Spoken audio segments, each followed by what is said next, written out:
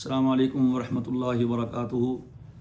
کل کا جمعہ رمضان المبارک سے پہلا دوسرا جمعہ ہے، یعنی اس کے بعد ایک جمعہ اور آئے گا، پھر انشاءاللہ رمضان المبارک شروع ہو جائے گا۔ تو اس جمعے کو ہم استقبال رمضان کے حوالے سے اگر متعین کر دیں، اور جو آئندہ آنے والا جمعہ ہے 13 فروری کا، اس میں ہم لوگوں کو تراویح کے حوالے سے اور روزے کے حوالے سے اہمیت دلا دیں تو یہ بہت مناسب رہے گا۔ مشہور لفظ بولا جاتا ہے استقبال رمضان، یعنی رمضان المبارک کا مہینہ آ رہا ہے تو اس کا استقبال کریں، یعنی اس کے سامنے آئیں، فیس کریں اسے، یعنی اس کا جو آنے کا حق ہے وہ ادا کرنے کی کوشش کریں۔ تو استقبال رمضان کا مطلب یہی ہے کہ ہم اپنے آپ کو تیار کریں۔ جناب نبی کریم صلی اللہ تعالیٰ علیہ وسلم تو رجب کے مہینے سے گویا استقبال رمضان شروع فرما دیتے تھے، اللہم بارک لنا فی رجب و شعبان و بلغنا رمضان۔ پھر جب شعبان آتا تو آپ نے فرمایا شعبان شہری و رمضان شہر اللہ، کہ رمضان اللہ کا مہینہ ہے اور شعبان میرا مہینہ ہے، یعنی اللہ تعالیٰ نے رمضان میں روزے فرض کیے ہیں، وہ تو فرض ہیں، اور اللہ نے رمضان میں روزے فرض کیے ہیں، وہ تو فرض ہیں، میں نے اپنی طرف سے شعبان کے روزے اپنے لیے سنت قرار دیے ہیں۔ چنانچہ نبی کریم علیہ السلام رمضان المبارک کے بعد جس قدر کثرت سے روزے شعبان کے مہینے میں رکھتے تھے، اتنی کثرت سے روزے کسی اور مہینے میں نہیں رکھتے تھے۔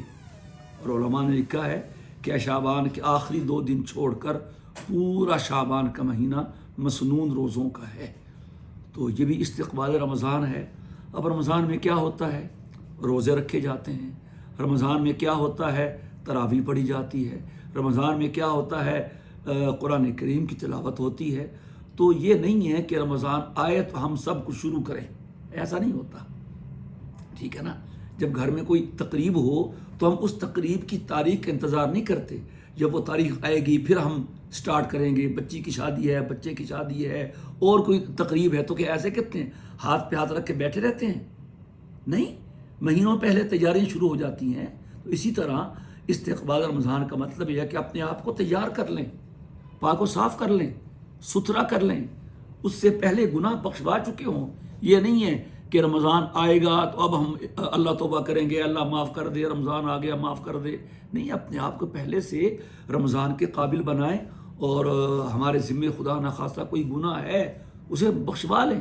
اور تو مسلمان کی شان یہی ہے کہ گناہ اس سے صادر نہ ہو، گناہ صادر نہ ہو۔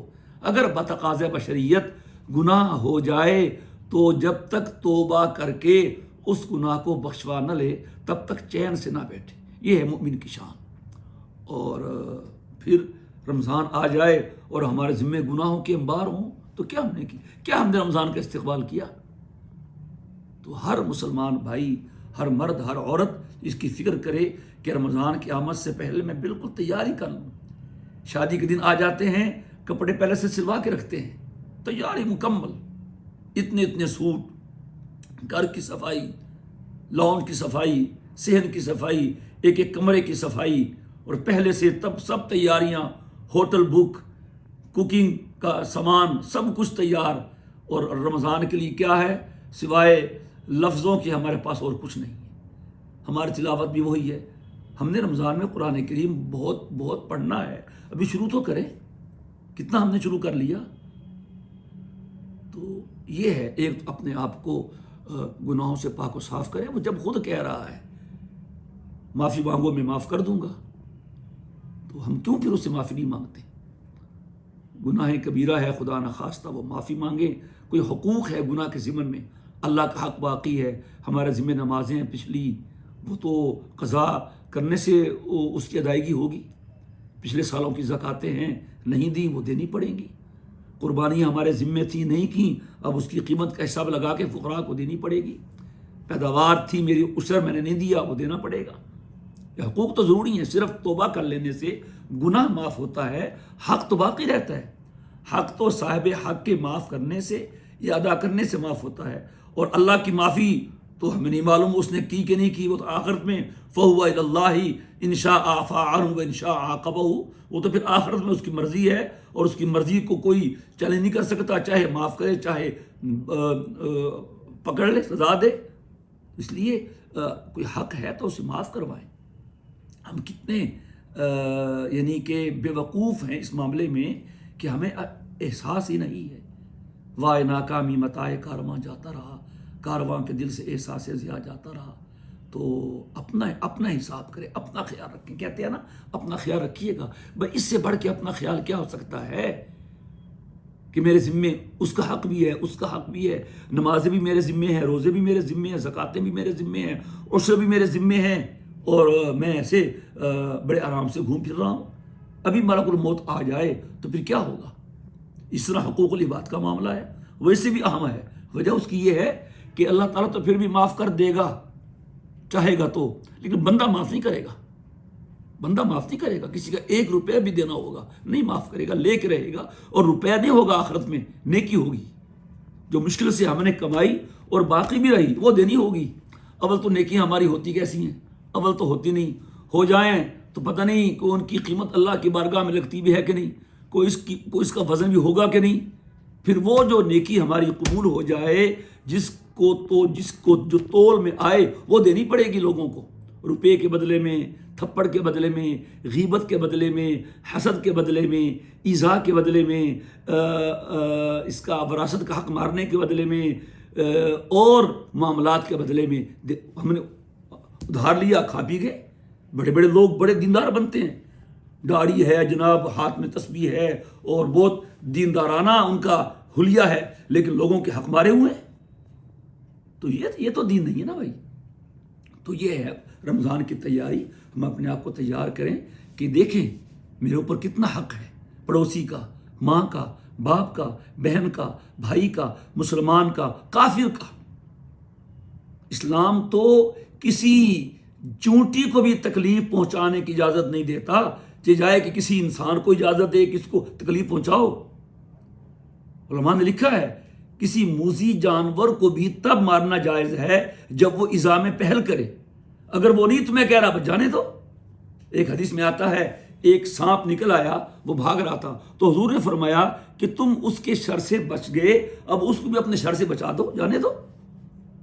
یہاں تک اسلام تحفظ دیتا ہے جانوروں کو بھی۔ تو بھائی میں سوچوں کوئی میرے کام نہیں آئے گا، میرے ذمے اللہ کے حقوق کتنے ہیں اور بندوں کے حقوق کتنے ہیں۔ میں نے کس سے ادھار لیا اور واپس نہیں کیا، کس سے رشوت لی اور کھا گیا، کس کا مال چوری کیا، ہڑپ کر گیا۔ ٹھیک ہے، یہ چیزیں بڑی اہم ہیں۔ تقویٰ یہ نہیں ہے کہ نماز پڑھ لو، مسجد میں بیٹھ جاؤ، تسبیح کر لو، نہ۔ تقویٰ یہ ہے کہ آپ کے ذمے جو اللہ کے حقوق ہیں اور جو بندوں کے حقوق ہیں وہ سارے کے سارے آپ ادا کریں، یہ ہے تقویٰ۔ فاتقوا اللہ ما استطعتم، جتنا تم میں طاقت ہے تم تقویٰ اختیار کرو، اپنے آپ کو پاک و صاف کریں، اور دل گواہی دے کہ تم بھائی ہو گئے ہو پاک۔ ہم سوچ کے سوچیں کس کا حق دینا ہے، کس کا حق دینا ہے، خود دروازے پہ جائیں، جاز کیش کرا دیں، آن لائن کروا دیں۔ لینے والے تو سارے ہوتے ہیں، دینے والا کون؟ ہم دینے والے بنیں۔ تو اس طرح یہ ہے تیاری رمضان کی بھی، قبر کی بھی، آخرت کی بھی۔ اور پھر اس کے بعد یہ ہے گویا کہ صفائی ستھرائی۔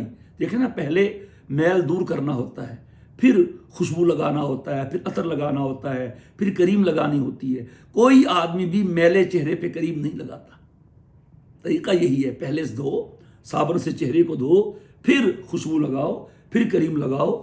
طریقہ یہ ہے۔ تو یہاں بھی دونوں چیزیں ہیں، ہم پہلے گناہ چھوڑیں، سب سے پہلے گناہ چھوڑیں۔ اگر ہم گناہ کر رہے ہیں تو خاک استقبال ہے رمضان کا۔ رمضان کے روزے کا مقصد تقویٰ ہے۔ وہ کھانا پینانا چھڑا کے یہ کہنا چاہتا ہے کہ دیکھو تم یہ مزاج بناؤ کہ جو اللہ نے کہنا ہے بس وہ کرنا ہے۔ لعلکم تتقون، کتب علیکم الصیام کما کتب علی الذین من قبلکم لعلکم تتقون، تاکہ تم متقی بنو۔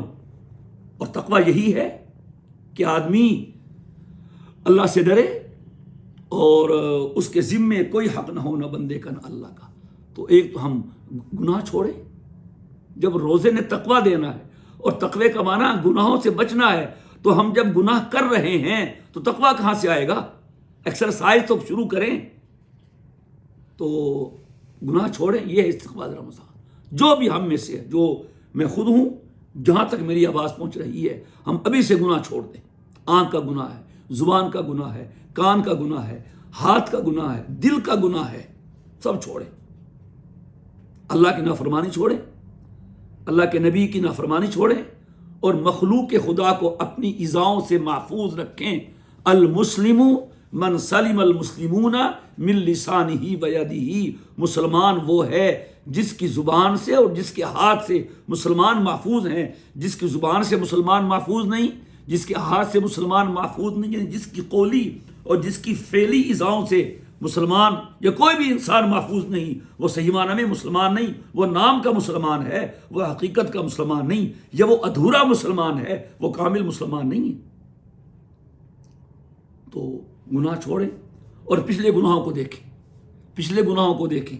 آنکھیں بند کرنے سے کچھ نہیں ہوتا ہے، ٹھیک ہے؟ تو کچھ ذمے میں چیزیں ہیں، ان کو قضا کرنے کی فکر کریں، حقوق ہے وہ ادا کریں. پھر جب یہ صفائی ہو جائے پھر ہم آگے ستھرائی کریں، ہم خوشبو لگائیں، خوشبو کیا تلاوت کا آغاز کریں. قرآن کریم زیادہ اگر نہیں پڑھتے ہیں بالفرض تو پڑھنا شروع کریں، پڑھتے ہیں تو زیادہ پڑھیں. ایک نماز کے ساتھ بھی ایک پارہ پڑھیں، روزانہ کے 5 پارے پڑھے جائیں گے، روزانہ کے 5 پارے پڑھے جائیں گے، 6 دن میں قرآن کریم مکمل ہو جائے گا. کچھ تو کریں. اور جن بھائیوں کا بہنوں کا قرآن صحیح نہیں ہے وہ قرآن صحیح کریں کسی اچھے استاد کو دکھا کے. قرآن تو صحیح پڑھنے والے ہوں. پنجابی میں قرآن پڑھ رہے ہیں، سرائکی میں قرآن پڑھ رہے ہیں، پشتو میں قرآن پڑھ رہے ہیں، قرآن تو عربی میں، تو قرآن صحیح بھی کریں اور قرآن پڑھیں اور نمازوں کی پابندی کریں، نمازوں کا اہتمام کریں. اور ایک پیکج نسخہ جو حضور نے اپنی امت کی دیا، سبحان اللہ، میں سمجھتا ہوں اس کے لیے بہترین وقت رمضان کا ہے کہ جو آدمی 40 دنوں میں تکبیر اولیٰ کے ساتھ نماز پڑھے تو اللہ اس کو 2 انعام دیتا ہے. ایک یہ کہ وہ جہنم سے آزاد ہو جاتا ہے، دوسرا یہ کہ وہ نفاق سے آزاد ہو جائے گا، یعنی وہ جہنم میں بھی نہیں جائے گا اور منافق بھی نہیں ہوگا. اللہ اکبر. 40 دن تک وہ تکبیر اولیٰ کے ساتھ نماز پڑھے. 30 دن تو رمضان کے ہوتے ہیں، تو اگر شروع کے شعبان کے دن ملا لیں، آج شعبان کی 16 ہیں، ابھی سے شروع کر دیں، 40 سے زیادہ ہوں کم نہ ہو، تو تمام نمازیں تکبیر اولیٰ کے ساتھ پڑھنے کا اہتمام کر ابھی سے شروع کر دیں. جو شعبان کے باقی دن ہیں یہ ملا کے رمضان ہی میں ہماری 40 روزہ ترتیب مکمل ہو جائے تو انشاءاللہ اس سے ہمیں 2 انعام ملیں گے. اللہ جہنم سے بھی بچائے گا اور منافق ہونے سے بھی بچائے گا، یعنی ہمارا خاتمہ ایمان پہ ہوگا. یہ شروع کریں، بہترین نسخہ ہے. کیونکہ رمضان میں اگر ہم نے نماز نہیں پڑھنی تو پھر تو ہم کیا فائدہ اللہ کو ماننے کا، کیا مطلب اللہ کو ماننے کا. اگر روزہ نہیں رکھنا تو پھر چھوڑ دیں اللہ رسول کو، پھر اپنی مرضی کرے. جب مسلمان ہیں، روزہ رکھنا ہے، نماز پڑھنی ہے تو تھوڑی سی ہمت اور کر لیں، تکبیر اولیٰ کے ساتھ پڑھ لیں. سحری کھا کے، اور آسان ہے، سحری کھا کے مت سوئیں نا، نماز پڑھ کے جو سونا ہے سوئیں. مغرب میں افطاری کا خیال رکھیں کہ افطاری کی وجہ سے مغرب کی جماعت نہ جائے. تراویح پڑھنی ہے، عشاء میں پہلے آ جائیں. اپنا شیڈول ایسا بنائیں آرام بھی مکمل ہو اور نماز کی تکبیر اولیٰ نہ چھوٹے. اور شعبان میں اس کی ریہرسل کر لیں، مشق کر لیں، تو رمضان میں تکبیر اولیٰ کا اہتمام بھی آسان رہے گا، مشق ہو جائے گی اور 40 دن بھی پورے ہو جائیں گے. اس طرح تلاوت کریں، نماز پڑھیں اور صدقہ، اپنی زکوٰۃ کا بھی حساب کریں. میں سوچوں میرے پاس کتنا مال ہے، کب سے آیا، اور جب سے میں صاحب نصاب بنا ہوں کیا میں نے زکوٰۃ پوری دے دی ہے. یہ ساری چیزیں سوچنے کی ہیں، دیکھنے کی ہیں. پھر انشاءاللہ رمضان کی برکتیں نصیب ہوں گی. علماء فرماتے ہیں رجب جو ہے وہ تخم ریزی کا مہینہ ہے، اس میں بیج کاشت کیا جاتا ہے، اور شعبان جو ہے وہ درخت کے پھلنے کا اور پھل کے لگنے کا مہینہ ہے، اور رمضان پھل چننے کا مہینہ ہے. جو رجب میں تخم ریزی کرے گا، بیج ڈالے گا زمین میں، پانی لگائے گا، تو شعبان میں اس کا درخت، اس کا باغ پھل دینے کے قابل ہوگا، پھل شروع ہوگا. پھر رمضان میں وہ پھل کاٹ کے اور نفع حاصل کر لے گا. تو یہ ہے استقبال رمضان. خواتین بھی گھروں میں اہتمام کریں. ہم نے استقبال رمضان کا مطلب یہ سمجھ لیا ہے کہ اپنے کچن کی تمام ضروریات پوری کریں.